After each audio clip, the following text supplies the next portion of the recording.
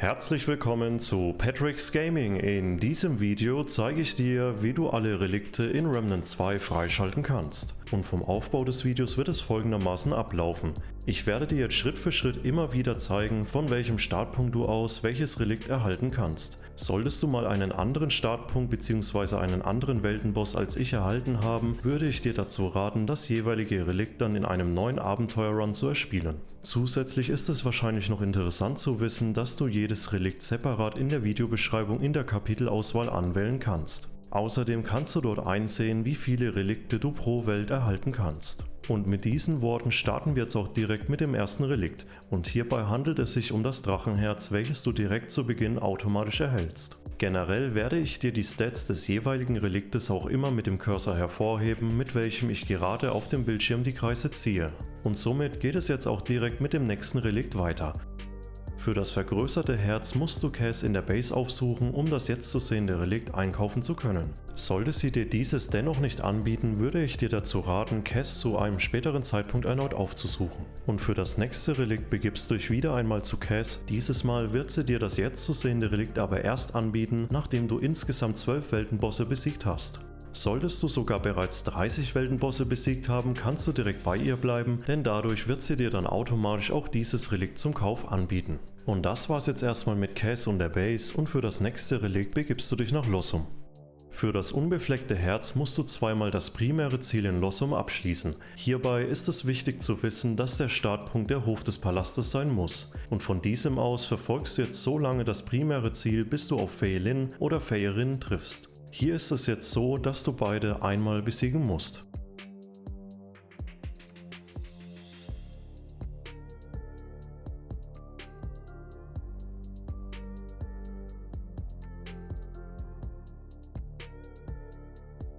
Nachdem du Feilin eliminiert hast, suchst du Fëyrin auf, um den jetzt zu sehenden Ring als Belohnung zu erhalten. Und in deinem nächsten Run suchst du nach dem Bossfight gegen Feilin auf, um hier dann ebenfalls einen Ring als Belohnung zu erhalten. Mit beiden Ringen im Gepäck machst du dich jetzt auf den Weg zu Nimue und tauscht hier dann beide Ringe gegen das jetzt zu sehende Amulett ein. Nachdem du das gemacht hast, begibst du dich jetzt erneut in den Hof des Palastes und machst dann hier 1:1 dasselbe wie ich im Video.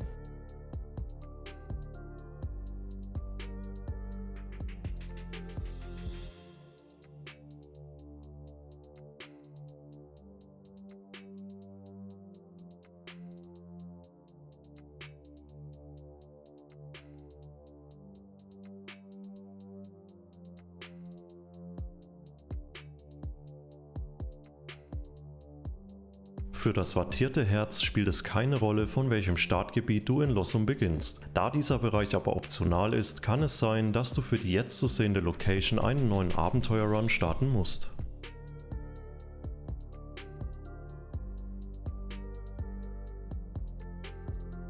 Im Innenbereich angekommen, ist es jetzt wichtig zu wissen, dass der Teppich mindestens bis zur Hälfte bestickt sein muss. Und dieses Ziel erreichst du, indem du verschiedene Dungeons abschließt. Die jetzt zu sehende Stickerei erhältst du, indem du im Gebiet des Schlachters den NPC rettest. Und das nächste Bild erhältst du nach dem Bossfight gegen den Roten Prinzen. Für das Bild links außen musst du den Dungeon in der großen Halle absolvieren, und kurz und knapp gesagt erhältst du die meisten Stickereien, indem du Nebendungeons abschließt bzw. Bosse erledigst.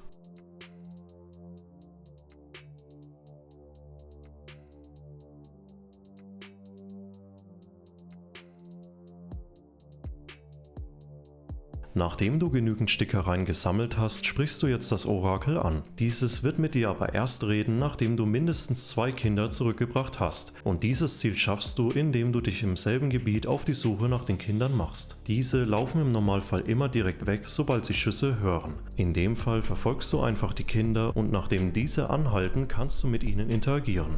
Und das machst du jetzt insgesamt 2-mal, damit das Orakel anfängt mit dir zu reden. Und wie du es gerade sehr schön im Video sehen kannst, erhältst du dadurch das wattierte Herz als Belohnung. Für die nächsten beiden Relikte begibst du dich in das Labyrinth, und für das erste Relikt nutzt du einfach denselben Laufweg und Startpunkt wie ich im Video.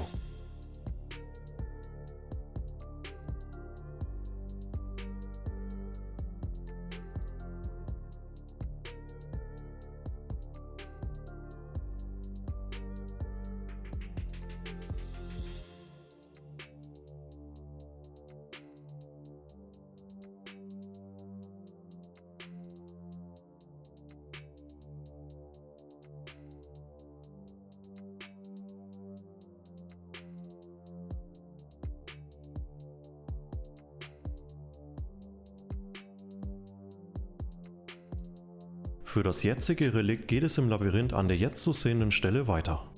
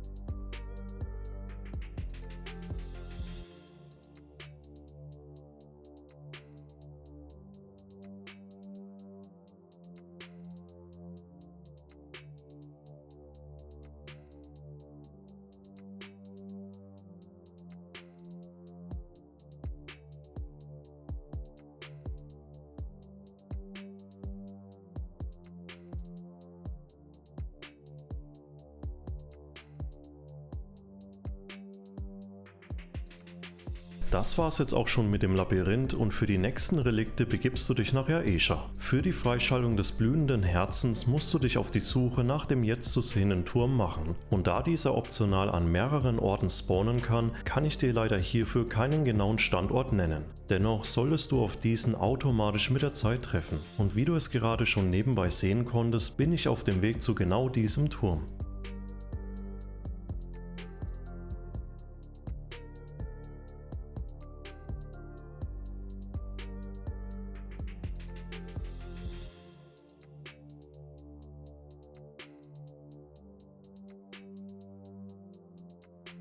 Wie du es ja gerade sehr schön sehen kannst, erscheinen nach der Aufzugaktivierung verschiedene Symbole und diese musst du dir jetzt merken, um das blühende Herz freischalten zu können.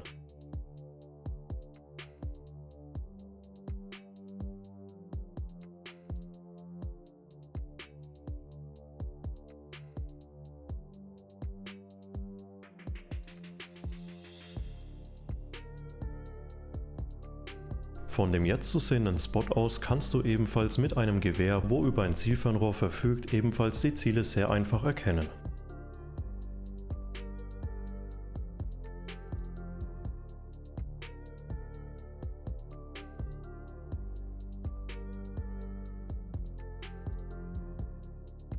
Vor dem Sockel angekommen ist es jetzt wichtig zu wissen, dass du die Symbole in derselben Reihenfolge eingeben musst, wie sie bei dir im Turm angeordnet sind. Also von oben nach unten, und nachdem du das gemacht hast, kannst du auch direkt das nächste Relikt einsammeln.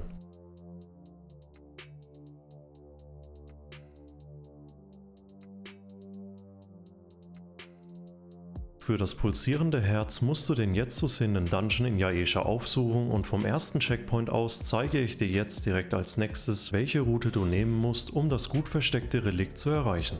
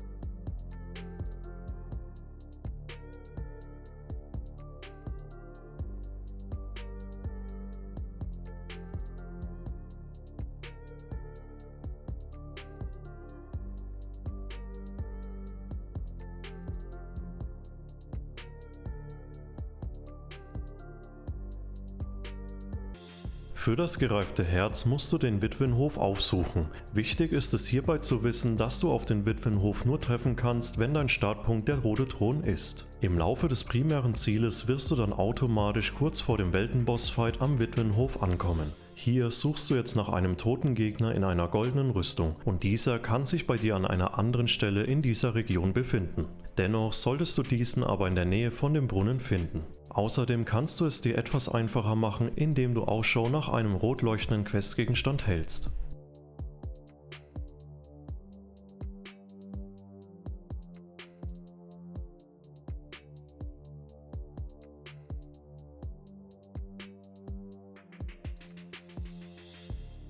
Nachdem du den Questgegenstand eingesammelt hast, nutzt du jetzt erstmal denselben Laufweg wie ich im Video.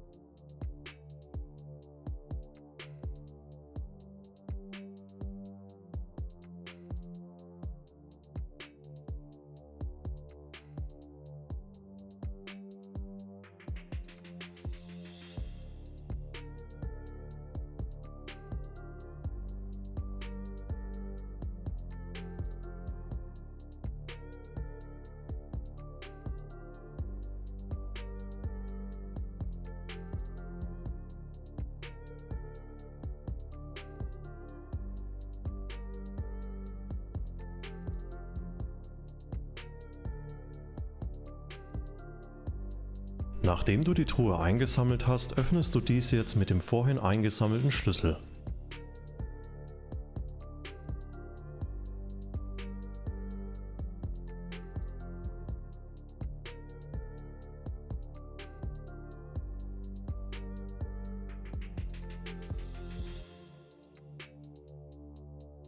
Nach dieser Aktion begibst du dich jetzt in die Base und pflanzt den Samen ein.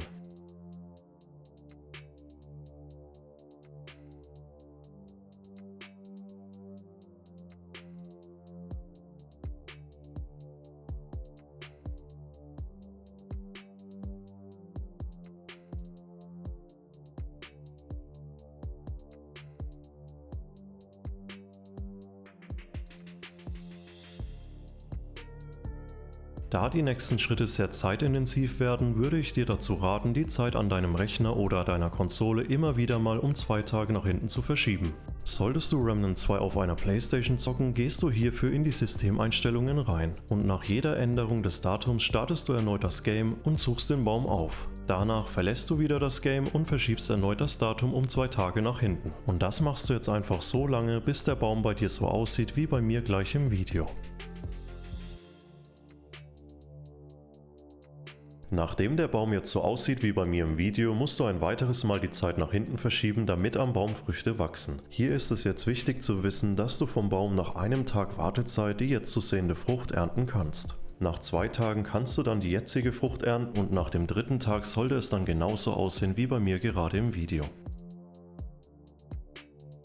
Für die Freischaltung des Reliktes ist es jetzt letzten Endes wichtig zu wissen, dass du hierbei nicht einfach das Datum um 3 Tage nach hinten verschieben kannst, sondern du nach jeder Zeitumstellung erneut den Baum aufsuchen musst, damit die Frucht dann auch letzten Endes weiter reift. Von der Herangehensweise würde das dann folgendermaßen aussehen. Du veränderst das Datum und nach dem Spielstart sollte bei dir jetzt die grüne Frucht zu sehen sein. Diese lässt du auch in Ruhe und änderst jetzt das Datum erneut. Beim nächsten Start des Games sollte die Frucht dann so aussehen wie bei mir jetzt und auch hier lässt du die Frucht wieder einmal in Ruhe. Und nach der nächsten Zeitumstellung und dem erneuten Start von Remnant 2 sollte die jetzt zu sehende Frucht da sein und diese schnappst du dir jetzt und isst diese im Anschluss. Und genau das machst du jetzt insgesamt 3 Mal und nachdem du das gemacht hast, erhältst du nach der nächsten Datumsänderung das jetzt zu sehende Relikt als Belohnung.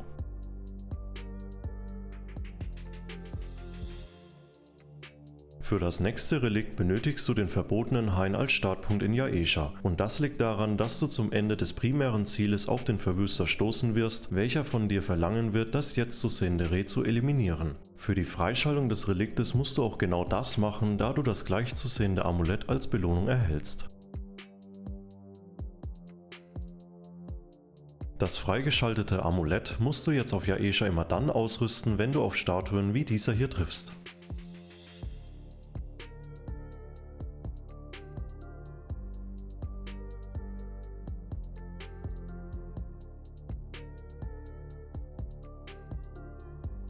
Nach dieser Aktion wird dann immer ein geheimer Raum geöffnet und die dort zu findende Frucht musst du jetzt insgesamt 3-mal essen, damit du das Relikt erhältst.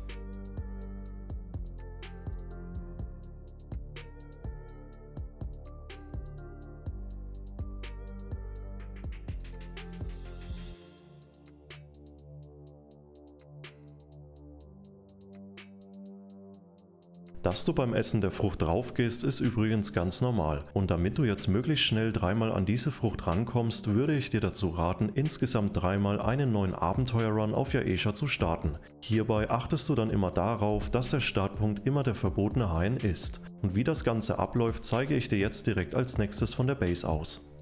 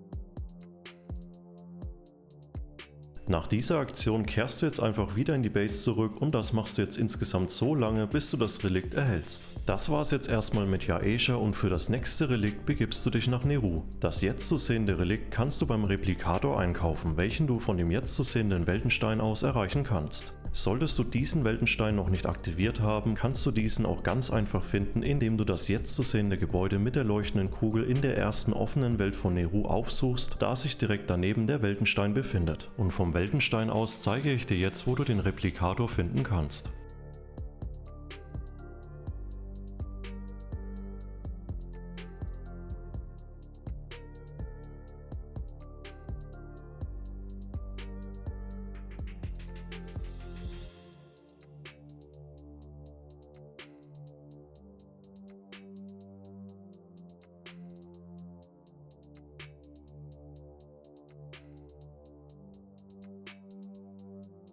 Für das Kristallherz spielt es wie bei dem vorherigen Herzen übrigens keine Rolle, von welchem Startpunkt du aus beginnst. Letzten Endes musst du für die Freischaltung des Kristallherzen in der ersten oder zweiten offenen Welt von Neru die jetzt zu sehende Anlage finden. Vom Umriss her schaut diese auf der Karte folgendermaßen aus, und nachdem du diese optionale Anlage gefunden hast, nutzt du erstmal denselben Laufweg wie ich.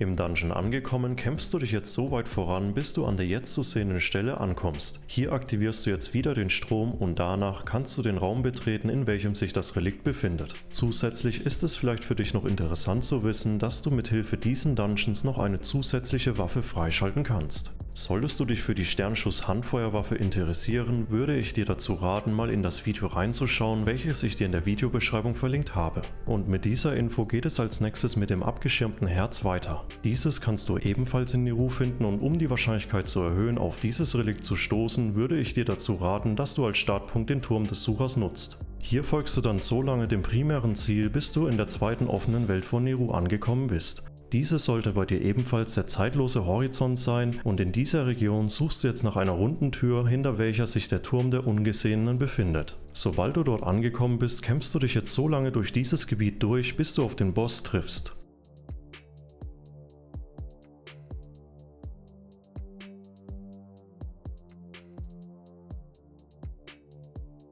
Nachdem du den Boss besiegt hast, nutzt du jetzt dieselbe Route wie ich, um das Relikt freischalten zu können.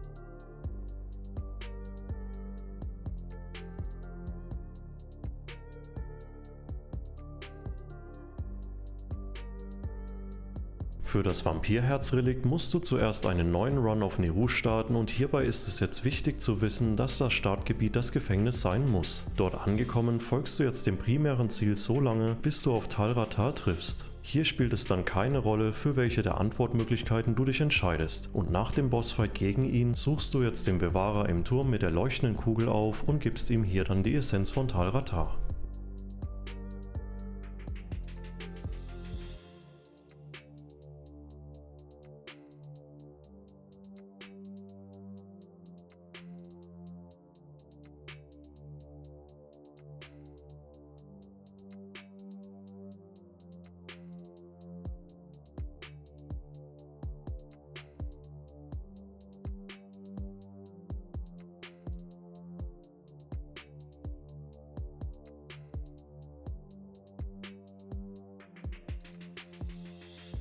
Für die Freischaltung des jetzt zu sehenden Reliktes musst du einen neuen Abenteuer-Run auf Nehru starten. Hierbei ist es wichtig zu wissen, dass der Startpunkt die Ruhestätte des Suchers sein muss. Und hier schließt du jetzt einfach das primäre Ziel ab und nach diesem bzw. nach dem Bossfight gegen den Spektralwächter musst du jetzt insgesamt 12 bis 24 Stunden warten, bevor du Alepsis Tower betreten kannst.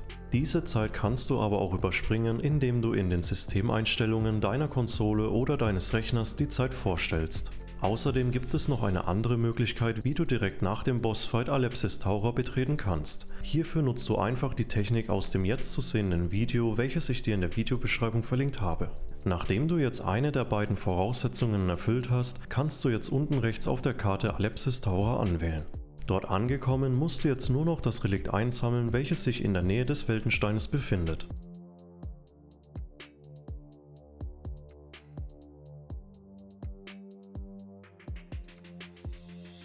Das war's jetzt erstmal mit Neru und für die nächsten Relikte musst du die Erde aufsuchen.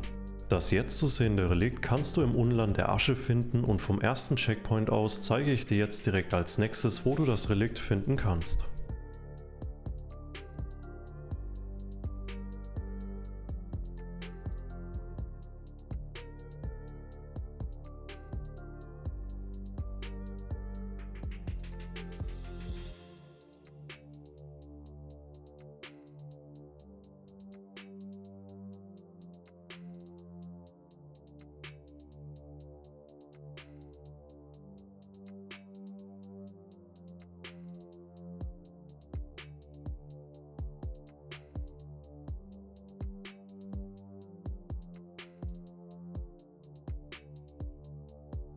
Das jetzt zu sehende Relikt kannst du im verdorbenen Hafen finden und vom Weltenstein aus begibst du dich einfach zu der rot markierten Stelle im Video. Dort angekommen zeige ich dir jetzt direkt als nächstes, wo sich das Relikt befindet.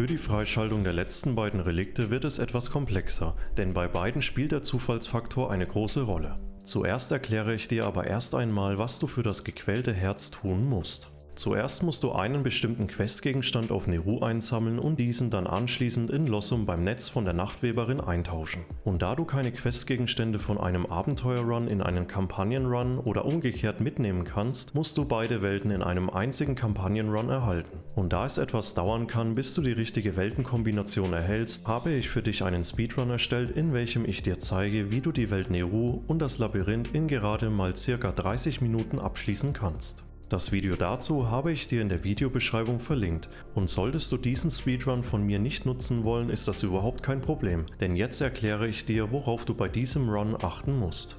Für die Freischaltung des Reliktes musst du einen neuen Run in der Kampagne starten. Hierbei ist es wichtig zu wissen, dass die Startwelt Neru ist und du von der Ruhestätte des Suchers aus beginnen musst.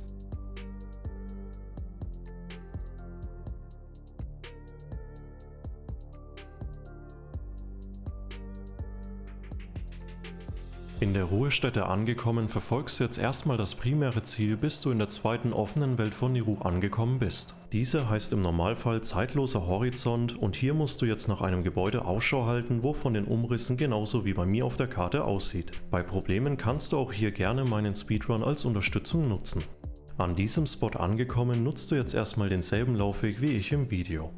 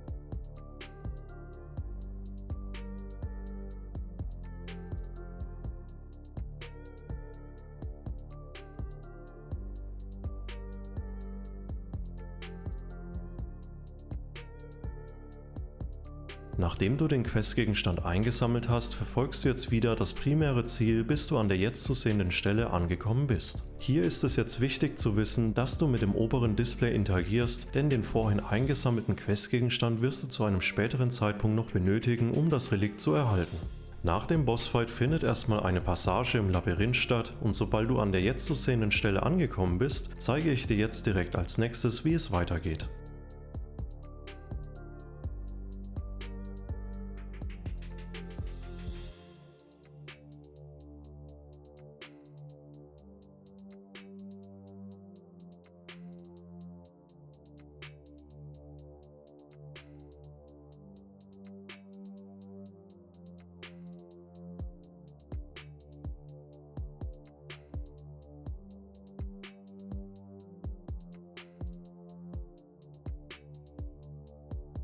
An dem jetzigen Spot angekommen, nutzt du erstmal dieselbe Route wie ich, um das erste Weltenportal zu erreichen.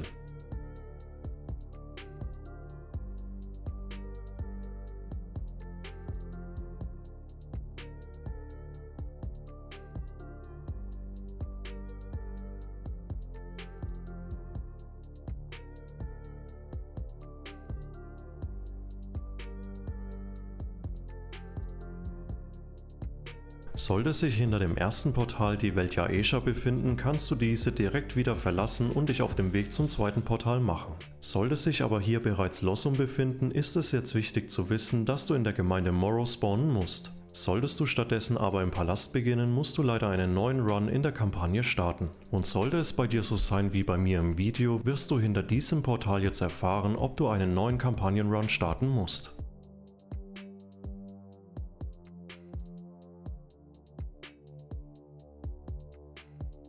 In meinem Fall hatte ich jetzt endlich mal Glück. Um ehrlich zu sein, habe ich aber um die 5 Versuche benötigt, bis ich dann endlich auf die Gemeinde Morrow gestoßen bin. Solltest du jetzt ebenfalls in der Gemeinde Morrow rausgekommen sein, verfolgst du jetzt so lange das primäre Ziel, bis du in der alternativen Nervenheilanstalt angekommen bist. Und von hier aus zeige ich dir jetzt direkt als nächstes, wie du das Relikt freischalten kannst.